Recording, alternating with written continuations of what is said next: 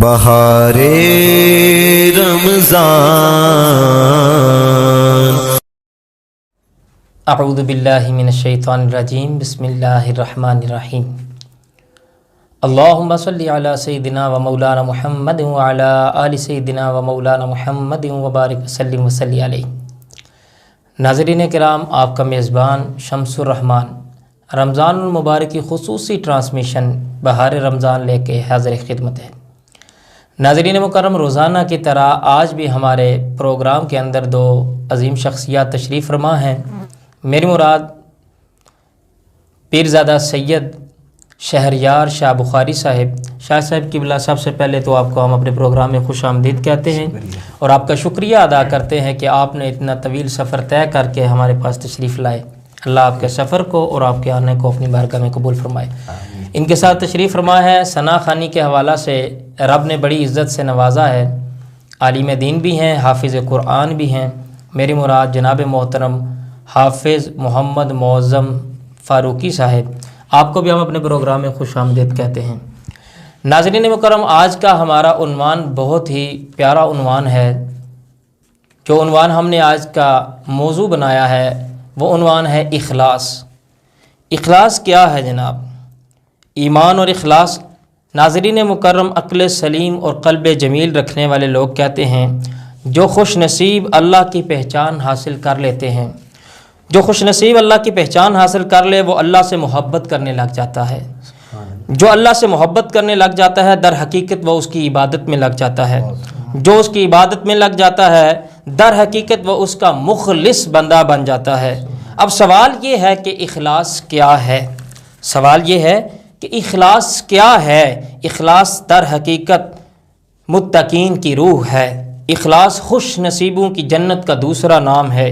اخلاص پروردگار اور بندے کے درمیان راز ہے۔ اخلاص وسوسوں اور شبہات کے خاتمے کا نام ہے۔ اخلاص بندگی کی اعلیٰ معراج کا نام ہے۔ اخلاص حسن کمال کا دوسرا نام ہے۔ اخلاص مخلوق کو بھول کر اللہ کی نگرانی میں آ جانے کا نام ہے۔ اخلاص ہر قسم کی جزا اور صلے سے بے نیاز ہونے کا نام ہے۔ اخلاص دل کو اللہ کے سوا ہر چیز سے پاک کر دینے کا نام ہے۔ ناظرین مکرم، جس طرح اعضائے بدن کی کارکردگی کا انحصار روح پر ہوتا ہے، اسی طرح اعمال صالحہ کا صرف اور صرف خلوص سے نیت ہوا کرتے ہیں۔ اور اسی طرح لیکن یہ جنس بازار زندگی میں نہ سستی ہے اور نہ ہی عام دستیاب ہے۔ یہ صرف خوش نصیبوں کا اثاثہ ہے۔ خلوص صرف خوش نصیبوں کی متاع ہے، بلکہ یہاں تک شاعر نے بھی پکار اٹھا کہتا ہے کہ بہت ہی کم نظر آیا مجھے اخلاص لوگوں میں، بہت ہی کم نظر آیا مجھے اخلاص لوگوں میں، یہ دولت بٹ گئی شاید بہت ہی خاص لوگوں میں، یہ دولت بٹ گئی شاید بہت ہی خاص لوگوں میں۔ ناظرین مکرم، پروگرام کا آغاز ہو چکا ہے۔ میں اپنے مہمان جناب محترم حافظ محمد معظم فاروقی صاحب کی طرف چلوں گا، وہ اپنی خوبصورت آواز میں حضور کی بارگاہ میں ہدیہ عقیدت پیش کریں، پھر ساتھ ہی انشاءاللہ آج کے پروگرام کا ہم سوال و جواب کا بھی سلسلہ شروع کریں گے۔ بسم اللہ آپ صاحب۔ بہت شکریہ جناب آپ کی محبتوں کا۔ صلی اللہ علیہ اللہ آپ کو سلامت رکھے۔ یا رسول اللہ وسلم علیک یا حبیب اللہ۔ اور کسے ول نہیں تک سبحان اللہ، کیا کہنے، یار دا چہرہ تک کے آئے، اور کسے ول نہیں تک دے جن یار دا چہرہ تک آئے، جن یار دا چہرہ تک آئے،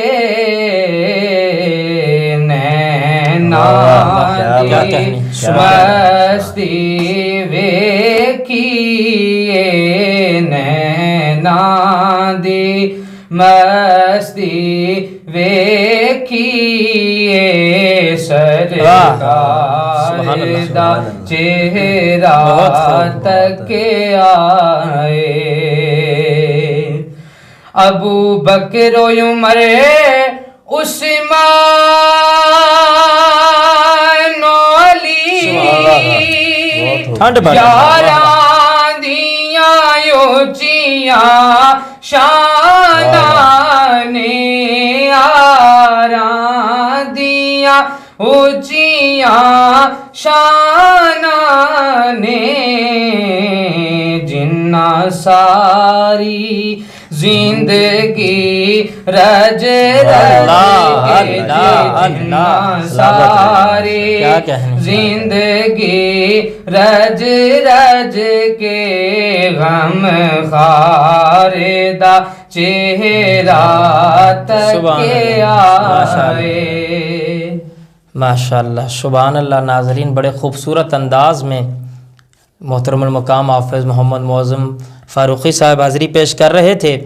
हम अपने सवालात के तरफ और दूसरे मेहमान की तरफ भी चलते हैं। उससे पहले हमारे प्रोग्राम को आप देखते रहिए, क्योंकि हमारा एक सिलसिला चल रहा है जिसमें हम प्रोग्राम के किसी हिस्से में, दरमियान में या आखिर में जाके आपसे एक सवाल करेंगे। उस सवाल का जवाब आप हमारे SR स्टूडियो 5 के जो YouTube चैनल है उसके कमेंट बॉक्स में जाके आपने कमेंट करना है और उस सवाल का जवाब आपने देना है।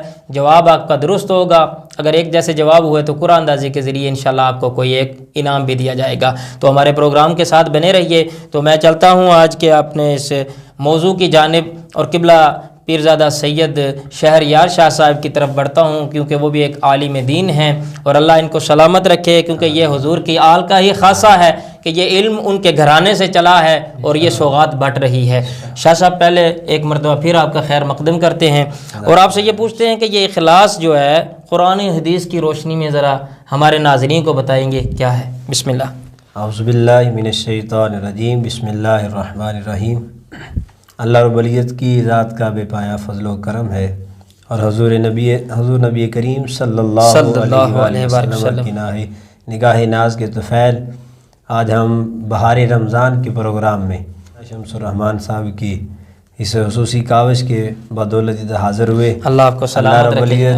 आपका ये कार हैर का सिलसिला ता क़यामत आबाद और शाद फरमाए। अल्लाह ताला इस कार हैर के सदक़े कल क़यामत वाले दिन आपको सुरहरू फरमाए। आमीन सुम्मा आमीन। अल्लाह रब्बुल इज़्ज़त ने कुरान करीम फ़ुरक़ान हमीद में इखलास के बारे में इरशाद फरमाया, कुल इन्ना सलाती व नुसुकी व महयाया व ममाती लिल्लाहि रब्बिल आलमीन। सुभान अल्लाह। क्या क्या अपने महबूब को इरशाद फरमाया कि मेरे महबूब आप फरमा दीजिए, कुल इन्ना सलाती कि मेरी नमाज, व नुसुकी मेरी कुर्बानी, व महयाया मेरा जीना, व ममाती और मेरा मरना लिल्लाहि रब्बिल आलमीन।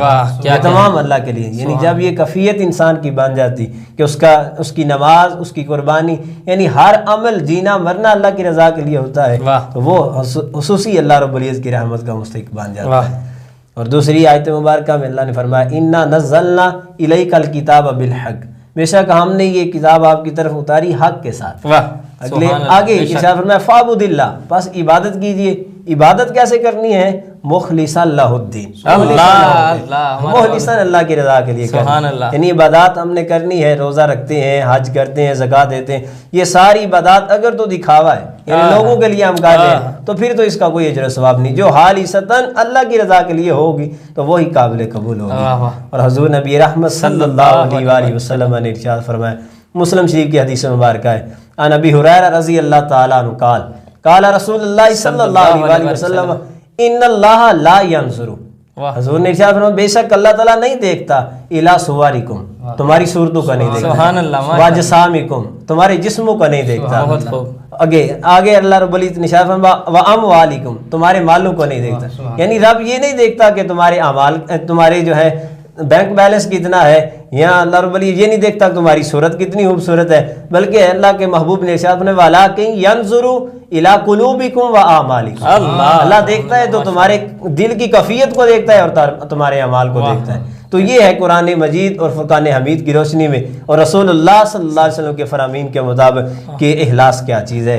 حضور نے ارشاد فرمایا کہ ہر چیز اللہ رب العزت کی نظر میں ہوتی ہے، لیکن خصوصی جو نظر ہوتی ہے وہ اللہ کی تمہارے دل کی کیفیت پر ہے کہ کیسی کیفیت ہے. جس کیفیت میں خصوصاً اللہ کی رضا ہے تو وہی عمل قابل قبول ہے. واہ واہ سبحان اللہ. ناظرین بڑے پر لطف انداز میں اور بڑے خوبصورت لہجے کے اندر اور اتنی پر لطیف گفتگو فرما رہے تھے قبلہ، اور کتنا حسن ہے قرآن کے آیات میں اور حضور کے فرامین کے اندر کہ ٹھنڈ پڑ جاتی ہے. اور یہی مجھے ان کی وہ جو حدیث پاک انہوں نے بیان کی ہے کہ اللہ تمہارے نہ جسموں کو دیکھتا ہے، نہ تمہاری صورتوں کو دیکھتا ہے، اللہ نہ تمہارے مالوں کو دیکھتا ہے، میرا رب دیکھتا ہے تو تمہارے دل کو دیکھتا ہے.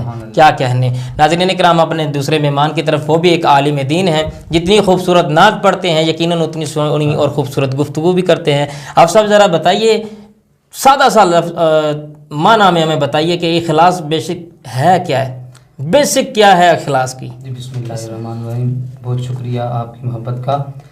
اخلاص کے لفظی معنی کسی چیز کی آمیزش سے دوسری چیز کو چھان کر الگ کر دینا. ہاں بے شک. اگر آپ اس کا آسان ترجمہ کریں تو یہ بنتا ہے آٹا ہو اس میں مٹی پڑ جائے، آپ نے آٹے میں سے مٹی نکالنی ہے اور اس طرح نکالنی ہے کہ جو آٹا ہے جو اللہ کی نعمت ہے وہ کھانے کے قابل ہو جائے.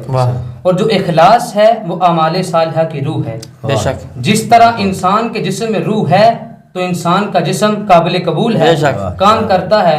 آپ دیکھیں 5 فٹ کا انسان ہے، 7 فٹ کا انسان ہے، اگر اس کے جسم کے اندر روح نہیں ہے تو وہ کسی کام کا نہیں ہے. اسی طرح جو بھی اعمال صالحہ ہیں اگر ان کے ساتھ اخلاص ہے تو وہ قابل قبول ہیں، چاہے وہ چھوٹے سے چھوٹا عمل ہی کیوں نہ ہو، چاہے وہ رستے سے تکلیف دہ چیز کو اٹھانا ہی کیوں نہ ہو، اگر اس کے ساتھ اخلاص ملا ہوا ہوگا تو وہ قابل قبول ہو جائے گا. اور اخلاص ہی وہ گوہر ہے جس کے ذریعے انسان کے اعمال اللہ رب العالمین کی بارگاہ میں شرف قبولیت پاتے ہیں. آپ جو بھی کام کریں اخلاص کے ساتھ کریں. ایک حدیث مبارکہ سنا کر میں اپنی گفتگو کو آگے بڑھاتا ہوں. قیامت کا دن ہوگا، شہید کو اللہ کی بارگاہ میں لایا جائے گا. میرا پروردگار پوچھے گا بتا میں نے تجھے زندگی عطا کی، میں نے تجھے یہ سانسیں دیں، بتا تو نے میری رضا کے لیے کیا کیا. بندہ عرض کرے گا مالک ساری زندگی تیری رضا کے لیے میدان جہاد میں رہا، ساری زندگی لڑتا رہا یہاں تک کہ شہید ہو گیا.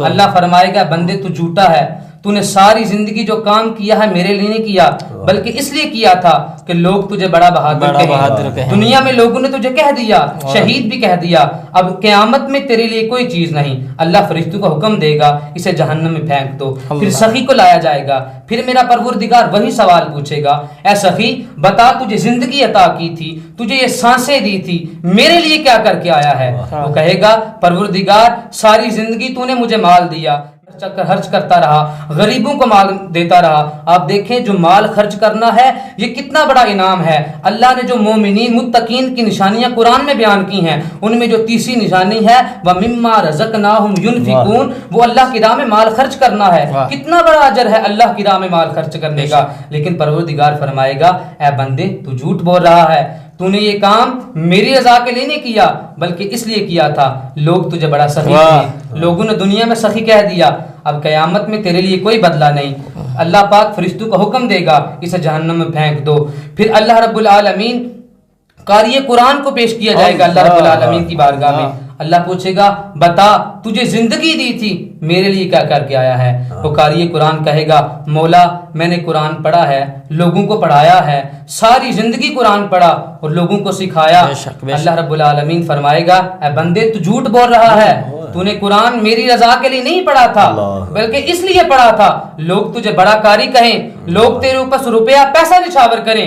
لوگوں میں دنیا میں کر دیا، لوگوں نے دنیا میں تجھے قاری کہہ دیا. آپ قاری قرآن حافظ قرآن کی شان دیکھیں. اللہ رب العالمین قیامت کے دن حافظ قرآن کے والدین کو نور کے تاج پہنائے گا، اتنی شان. لیکن جب قاری قرآن بھی ریاکاری کرے، قاری قرآن بھی کینہ پرور ہو تو اللہ رب العالمین کی بارگاہ میں اس کا عمل قابل قبول نہیں. اللہ فرمائے گا اس بندے کو جہنم میں پھینک دو، یہ جھوٹ بول رہا ہے.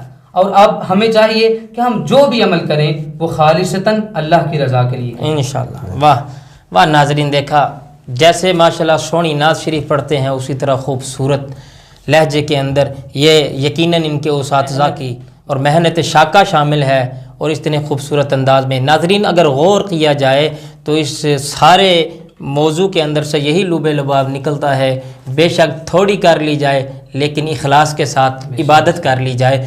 ناظرین کرام، بڑا خوبصورت ہمارا پروگرام چل رہا ہے۔ میں دوبارہ شاہ صاحب قبلہ آپ کی طرف بڑھوں گا تو میں یہی چاہوں گا، وہی خوبصورت لہجہ اور وہی خوبصورت انداز، میرا تو دل یہی چاہتا ہے کہ میں سادات گفتگو کرتے جائیں اور ہم سنتے رہیں۔ اللہ آپ کو سلامت رکھیں۔ یہ بتائیے کہ اخلاص جو ہے اس کا کتنا کردار ہے اعمال کے قبول ہونے میں، اس حوالے سے ہمارے ناظرین کو بتائیے۔ شریف میں حضور نبی رحمت صلی اللہ علیہ وسلم کا فرمان علی شان ہے، بسم اللہ، کہ حضور نے ارشاد فرمایا انما الاعمال بالنیات، واہ، کہ اعمال کا دار و مدار نیت پر ہے۔ لکل امرئ ما نوی، جو جیسی نیت کرے گا ویسے اس کا اجر و ثواب ہوگا۔ اور آگے حضور نے ارشاد فرمایا فکانت ہجرتہ الی اللہ ورسولہ، جو ہجرت کرتا ہے اللہ اور اس کے رسول کے لیے، فہجرتہ الی اللہ ورسولہ، بس اس کی ہجرت اللہ اور اس کے رسول کی۔ آگے فرمایا جو ہجرت کرتا ہے دنیا کو حاصل کرنے کے لیے تو اس کی وہ دنیا حاصل کر لیتا ہے، یعنی دنیا کے رضا کے لیے وہ ہجرت کر رہا ہے تو اس کی ہجرت دنیا کے لیے ہے۔ اور اگلی حدیث مبارکہ میں رسول اللہ صلی اللہ علیہ وسلم نے ارشاد فرمایا کہ صحابہ مجھے تم میں نا شرک اصغر کا جو خطرہ ہے۔ صحابہ نے عرض کی یا رسول اللہ صلی اللہ علیہ وسلم یہ شرک اصغر کیا ہے؟ حضور نبی رحمت صلی اللہ علیہ وسلم فرمایا یہ ریاکاری ہے، یعنی ہم عام بندہ جب اکیلے نماز پڑھ رہا ہے تو خشوع وضو کے ساتھ پڑھے، یہاں چاہے تو کیسی کیفیت اس کی ہے وہ تو معلوم نہیں، لیکن جب ہم نماز پڑھ رہے ہوتے ہیں کوئی بندہ دیکھ رہا ہو پھر ہماری کیفیت یہ ہوتی ہے ہم رکوع بھی آرام سے کرتے ہیں، سجود بھی آرام سے کرتے ہیں، یعنی لوگوں کو دکھانے کے لیے، یہ ہماری نمازوں کی کیفیت بن جاتی ہے۔ شاہ صاحب قبلہ یہیں پہ رکوں گا اور یہیں سے آپ کا موضوع آگے چلے گا۔ ناظرین آپ کے سوال کا وقت آ چکا ہے۔ ناظرین یہ آپ نے یہ بتانا ہے کہ حضور علیہ الصلوۃ والسلام کے نکاح میں اما عائشہ صدیقہ رضی اللہ تعالیٰ عنہا کتنویں نمبر پہ حضور علیہ الصلوۃ والسلام کے نکاح میں آئی؟ جی قبلہ شاہ صاحب بسم اللہ۔ حضور نے ارشاد فرمایا صحابہ تمہیں مجھے شرک اصغر کا خطرہ ہے۔ صحابہ نے کی اما شرک الاصغر، یا رسول اللہ یہ شرک اصغر کیا ہے؟ حضور نبی رحمت صلی اللہ علیہ وسلم نے ارشاد فرمایا کہ یہ شرک اصغر ریاکاری ہے، یعنی ریاکاری کسی کو دکھانے کے لیے کوئی عمل کرے، اور اتنا کہہ کے بس نہیں فرمایا، آگے فرمایا کہ جو بندہ ریاکاری کے ساتھ عمل کرتا ہے کل قیامت کا دن ہوگا، اللہ تعالیٰ فرمائے گا اس بندے کو کہ جاؤ اور ان سے جا کے اپنا صلہ لو جن کو دکھانے کے لیے تم یہ کرتے رہے، جن کی رضا کے لیے یہ تم نے عمل کیا، یعنی جس کو دکھانے کے لیے عمل کرتے رہے جاؤ اس سے صلہ لے لو، یعنی اعمال تب ہی ہمارے قبول ہوں گے۔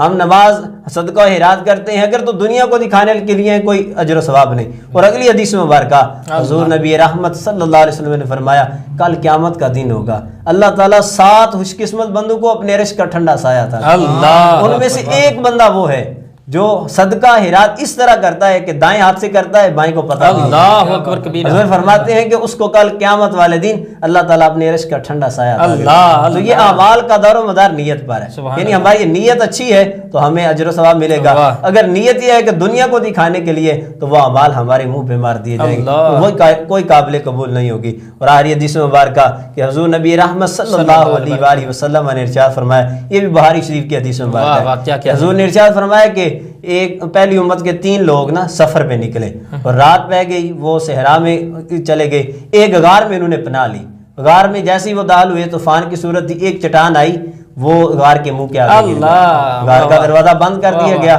اب وہ تینوں پریشان ہیں کہ اس تکلیف سے ہم کیسے چھٹکارا حاصل کریں۔ حضور نبی رحمت صلی اللہ علیہ وسلم نے ارشاد فرمایا، ان میں سے ایک نے کہا کہ ہم نے جو نیک عمل کیے ہیں جو خالصتاً اللہ کے رضا کے لیے، یہ دیکھیں حضور نبی رحمت صلی اللہ علیہ وسلم کی ذات کا وسیلہ دینا، یہ پیتن پاک کا وسیلہ دینا، یعنی صالحین کا وسیلہ دے کے دعا مانگنا، یہ تو ایک الگ بات ہے، لیکن جو خالصتاً نیک عمل کیا نا بندے نے، اگر اس کا بھی اللہ تعالیٰ کی بارگاہ میں جو ہے سوال کرے، اس کا وسیلہ دے، تو اس حدیث مبارکہ سے ہمیں یہی معلوم ہوگا کہ اگر نیک اعمال جو خالصتاً اللہ کی رضا کے لیے کیا ہے اس کا وسیلہ دیں، اللہ تعالیٰ اس پریشانی اور تکلیف سے رفع دفع فرمائے گا۔ تو حضور فرماتے ہیں ان میں سے ایک نے کہا کہ میں اپنے نیک عمل کا وسیلہ آپ کی بارگاہ میں پیش کرتا ہوں، یعنی جو نیکی خالصتاً جو کام اللہ کی رضا کے لیے کیا ہے اس کا وسیلہ دیتا ہوں۔ پہلے نے عرض کی یا رب العالمین یا حکم الحاکمین، میں جب بھی گھر میں آتا اپنی بکریاں رکھی ہوئی تھی، بکریوں کے جب بھی دودھ ہوتا تو اپنے غلاموں اور بچوں اولاد سے پہلے اپنے والدین کو پیش کرتا۔ اس میں یہ بھی بات ہے کہ جو چیز لائیں باہر سے سب سے پہلے والدین کی پیش کریں، والدین کو ہدیہ پیش کریں۔ تو وہ عرض کرتا ہے مالک وہ جو میں نے عمل کیا، ایک رات میں لیٹ ہو گیا اور دیر سے آیا تو دیکھا کہ والدین سو گئے ہیں، میں نے بکریوں کا دودھ دویا اور دو کے گیا والدین کے سرانے پہ کھڑا ہو گیا، اور جب تک وہ اٹھے نہیں میں کھڑا رہا، جب وہ اٹھے میں نے دودھ پیش کیا تو دودھ انہوں نے نوش کیا، تو مالک وہ جو میں نے عمل کیا، والدین کی خدمت کی، وہ خالصتاً تیری رضا کے لیے تھی، مالک اگر وہ میرا عمل قابل قبول ہے تو ہمیں اس تکلیف سے رفع دفع فرما، اس تکلیف سے چھٹکارا فرما۔ حضور فرماتے ہیں کہ اللہ تعالیٰ نے اس کی دعا کو قبول فرمایا، وہ چٹان جو غار کے منہ پہ تھی وہ تھوڑی سی سرکی، تھوڑی سی پیچھے ہو گئی، تھوڑی سی روشنی غار میں آنے لگی، اور دوسرے نے اپنا نیک عمل جو خالصتاً اللہ کی رضا کے لیے کیا تھا، اس نے کہا یا رب العالمین میرا ایک مزدور تھا، یعنی باقی مزدور تھے، اس مزدور کی مزدوری رہ گئی، باقی اپنی مزدوری لے کے چلے گئے، کافی عرصے کے بعد وہ آیا، اس کی مزدوری کے جو پیسے تھے وہ میں نے اپنے عمل میں لگا لیے، کام میں لگا لیے، کاروبار میں لگا لیے، اس سے بہت نفع ہوا، لیکن جب اپنی مزدوری لینے آیا، علامہ صاحب غور کیجیے گا کہ یعنی جو بھی نیک عمل کرتا ہے اور جتنا کرتا ہے، جتنی اس کی مزدوری بنتی اتنی دے، تو دیکھے رب کیسے نوازتا ہے۔ اس نے عرض کی مالک میں نے جو وہ مزدوری لینے کے لیے آیا تو میں نے اس کی مزدوری اس کو دی، اور اسے کہا کہ یہ جو سارا مال، یہ بہاریں، یہ جتنی رونق تمہیں نظر آ رہی یہ ساری تیرے مال کی کرامت، یعنی تمہارے مال کی وجہ سے مجھے اتنا نفع ہوا۔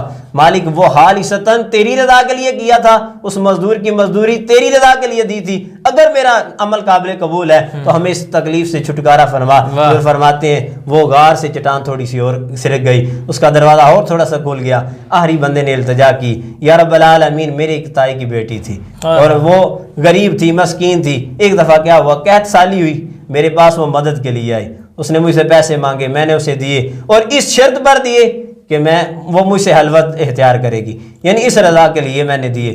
جب یہ مقام آیا وہ کہتا ہے کہ میں جب اس کے پاس گیا اور وہ تھر تھر کانپنے لگی، وہ ڈرنے لگی، اس کی آنکھوں سے آنسو جاری ہوئے، تو اس نے کہا کہ میں نے پوچھا کہ تجھے کیا ہے، کوئی دیکھ بھی نہیں رہا۔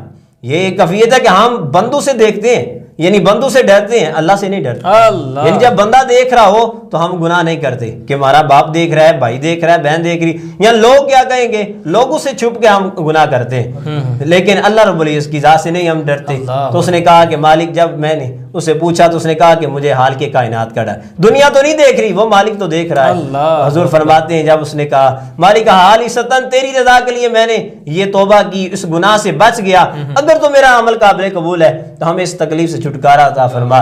تو حضور فرماتے ہیں جب اس نے یہ دعا مکمل ہوئی تو اللہ تعالیٰ نے وہ غار کے منہ پر جو چٹان تھی اس کو پیچھے کر دیا، وہ چٹان خود بہت ہی پیچھے ہو گئی، یعنی نیک اعمال جو خالصتاً اللہ کی رضا کے لیے ہوں، اگر ان کا وسیلہ دے کے اگر بندہ تکلیف میں ہے، مصیبت میں، یعنی ایک وظیفہ بھی یہ ہے نا، یعنی جب دعا قبول نہیں ہو رہی تو جو اپنا نیک عمل اللہ کی رضا کے لیے صرف کیا ہے مخلصاً ہو کے، یعنی کل ان صلاتی، وہی آیت مبارکہ کہ جس کا جینا مرنا نماز ہر چیز اللہ کی رضا کے لیے، تو وہ دعا مانگے، اللہ کی بارگاہ میں التجا کرے، مالک میں نے نیک عمل تیری رضا کے لیے کیا ہے، اس کے صدقے میری تکلیف کو دور فرما، تو اللہ تعالیٰ اس کی تکلیف کو رفع دفع فرمائے گا اور اس کی تکلیف سے اس کو چھٹکارا حاصل کرے گا، سکون کی دولت اسے عطا فرمائے گا۔ واہ واہ واہ، ناظرین ماشاءاللہ بڑے ہی خوبصورت پیرائے کے اندر قبلہ شاہ صاحب قرآن اور حدیث کے زیر سایہ ہمیں اخلاص جنہوں نے برتا ان کے ساتھ میرے مالک کا کیا انعام ہوئے۔